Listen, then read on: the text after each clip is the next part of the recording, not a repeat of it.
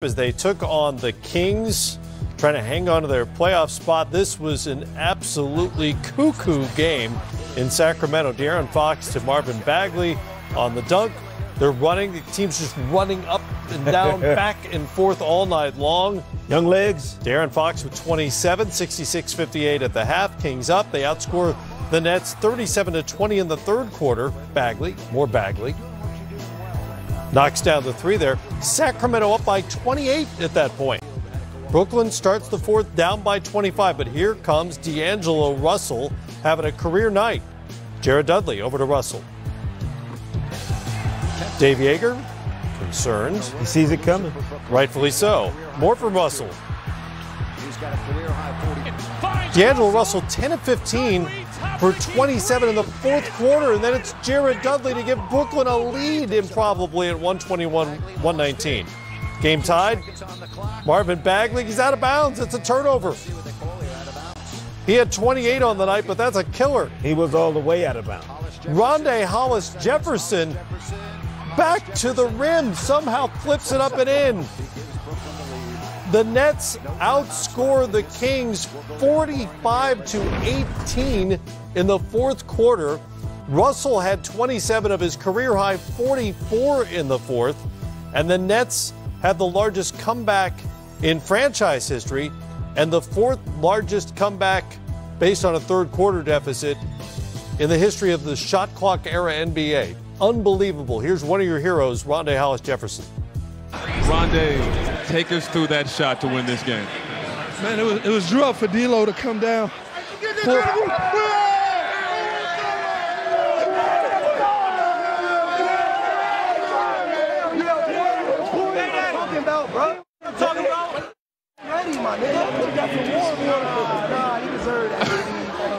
So, about that shot, Rondé. Take us through that shot. It was drew up for D'Lo to come full speed down. If he had a wide open shot, shoot it.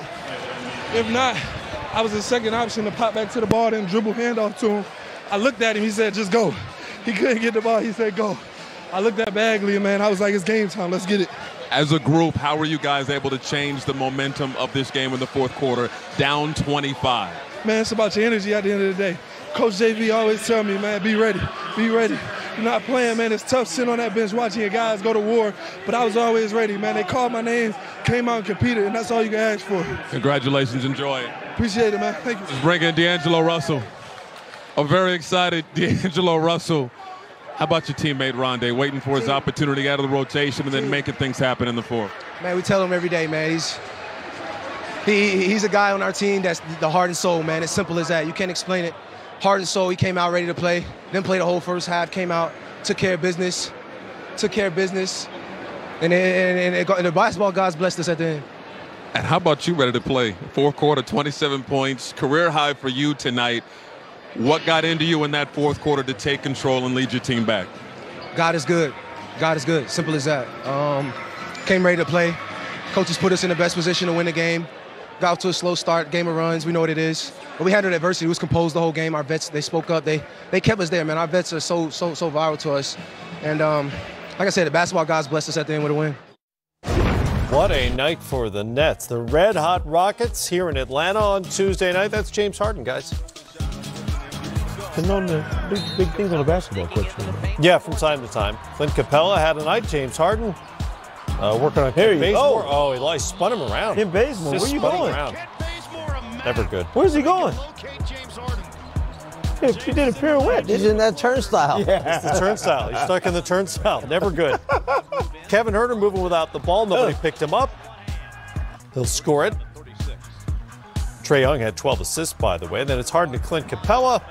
And Harden, this time taking it by himself. Harden and Capella combined for 36 of the Rockets' 53 at the half. More of the same in the third quarter.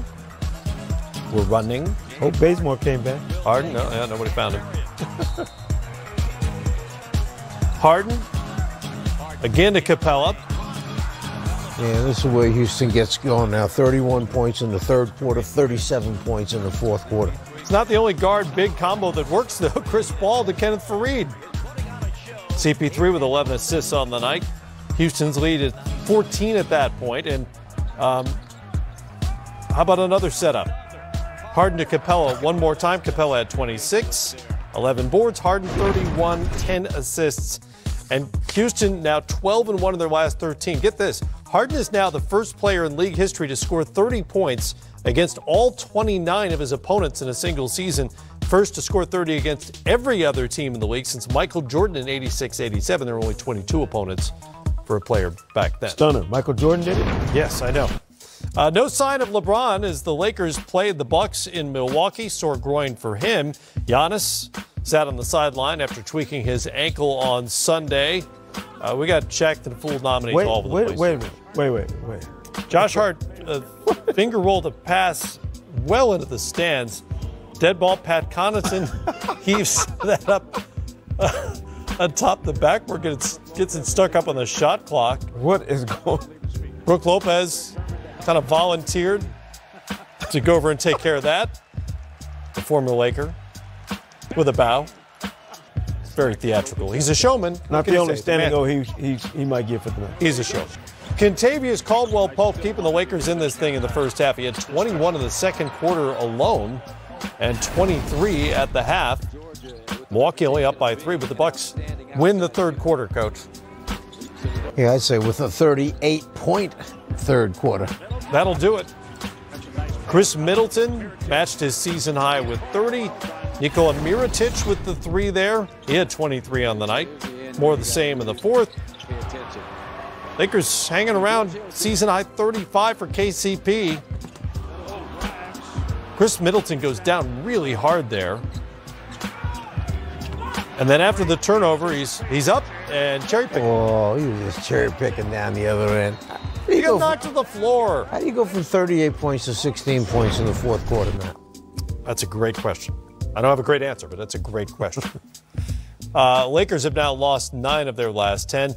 Bucks improved to 28-6 at home. They've won 5 of 7 overall. And their 53 wins is the franchise's most since the 85-86 season. Lakers finished their trip 1-4. More ahead here. Speaking of L.A., Patrick Beverley and the Clippers rolling ankles in the process against the Pacers. Highlights of their night with Indy on the way.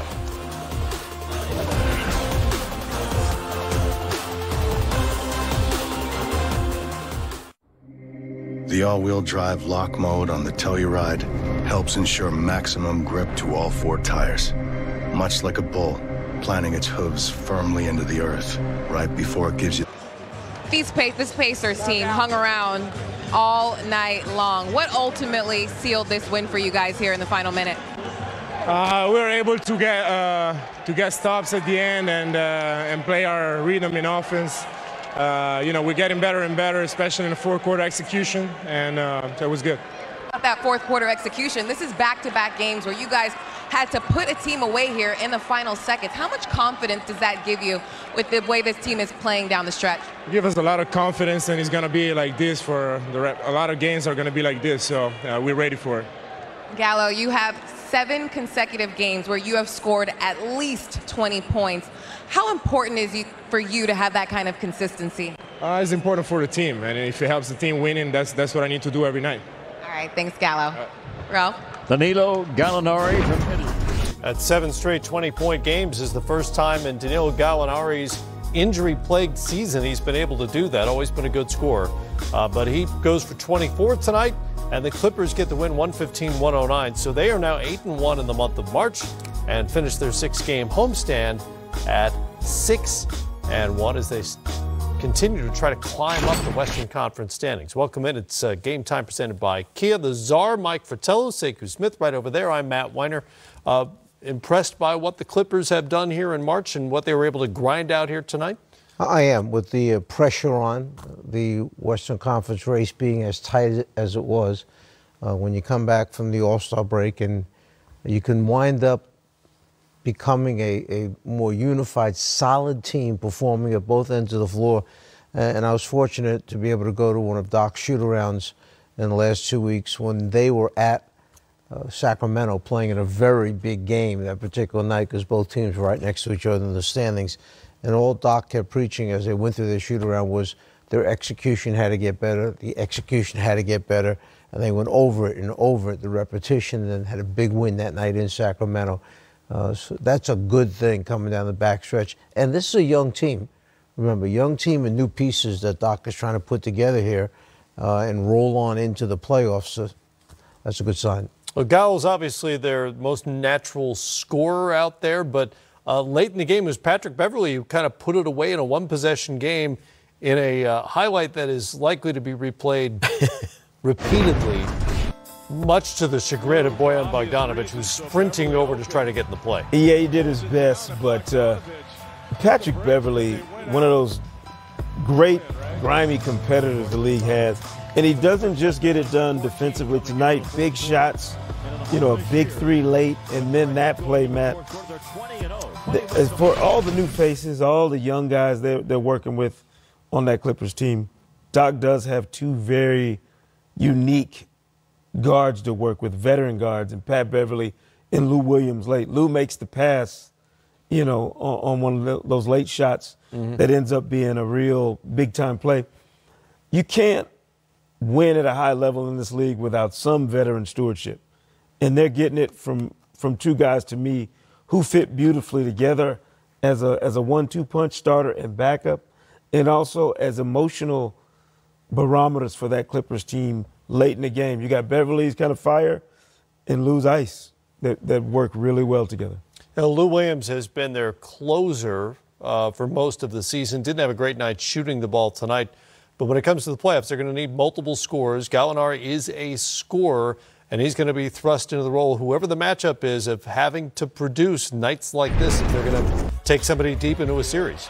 Think about Doc with Jamal Crawford first, Lou Williams, two guys who we think about when you think of six men, and they both come in and make big shots for you just when you need it.